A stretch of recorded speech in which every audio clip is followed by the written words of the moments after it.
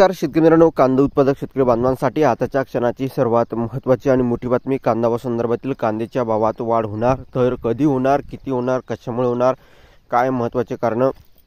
त्याच मित्रांनो, नाफेड आणि एनसीएफच्या कांदा खरेदीत कोट्यवधीचा घोटाळा काय, त्या संदर्भातील महत्त्वाचे अपडेट. संसदीय चौकशी, घनवटांची मागणी, संपूर्ण अपडेट, संपूर्ण घडामोड आपण या व्हिडिओच्या माध्यमातून जाणून घेणार आहोत. तर व्हिडिओ शेवटपर्यंत बघा, अतिशय महत्त्वाचा व्हिडिओ जर आवडला तर नक्कीच लाईक करा. सांगा चॅनलवरती नवीन असाल तर माझा शेतकरी युट्यूब चॅनलला सबस्क्राईब करायला करू शकता.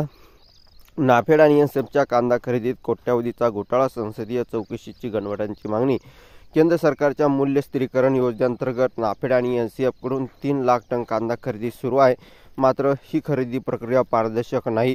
कोणत्याही एजन्सीचे परवाने मिळाले, खरेदी केंद्र कुठे आहे आणि दर किती आहे याची माहिती उघड करण्यात आलेली नाही.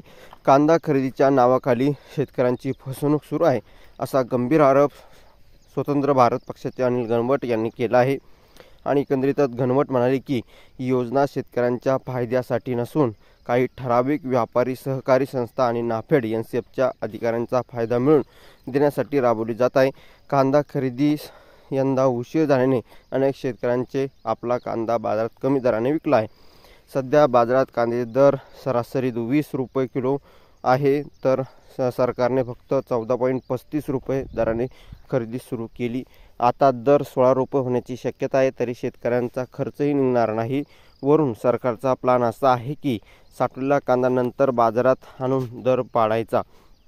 आणि काही व्यापाऱ्यांनी याआधी 8 ते 10 रुपये किलो दराने कांदा खरेदी सुरू ठेवला आहे.